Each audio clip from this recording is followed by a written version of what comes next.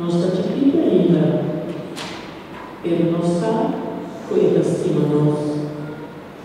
E nós te pedimos, Pai Santo, a nós que está te pedindo, muito do nosso maior, dos nossos familiares, se é um dia de hoje, consciência, água, subiu mais e mais.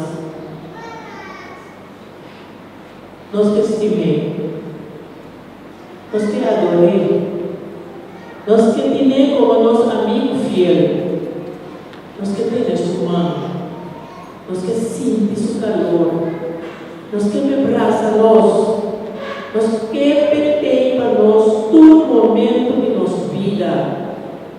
Eu pensei, Santo, nós também recebemos a coluna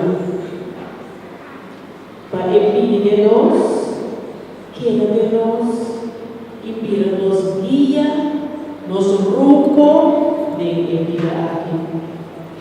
Você é uma lugar, como um regalo tão precioso, Senhor.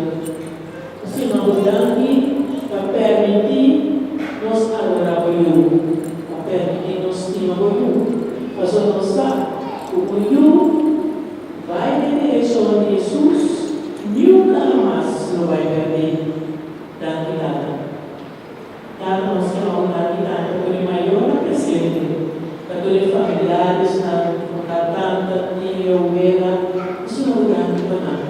Mas não nos sustenta emocional, nada nos sustenta e eu não avaliará nada. Isso é muito grande. Nós sabemos quando as pessoas podiam andar assim, para ele te digo, para não prenda, para não princesa, para não príncipe. Nós te pedimos para você não direcionar, para você que olha no lugar, sempre água, sempre o coração, para não o coração para abrir, mesmo ritmo, água do coração, não cuidado. No momento que nós pedimos, nosso maior, nos puxamos, nosso irmão, para nos vai para o coração, é só assim nós, e todo dia trove, nós temos que parar. Mas nós sabemos que uma oração de fortaleza, uma oração da vida, uma oração que nós não paramos, sim, pressa, vamos, na voz duro, olha a pessoa, vamos, fica o pensamento na fim, nos cata, o nome seja santificado, o reino venha a nós, autoridade seja na terra como na terra, não nos sabe, nos sabe cada dia. Perdonarnos nos debe, y esposo nos ha perdonado devedora, y no háganos caer en tentación, mas líbranos de mal. Esta obra que libere, tu poder y gloria.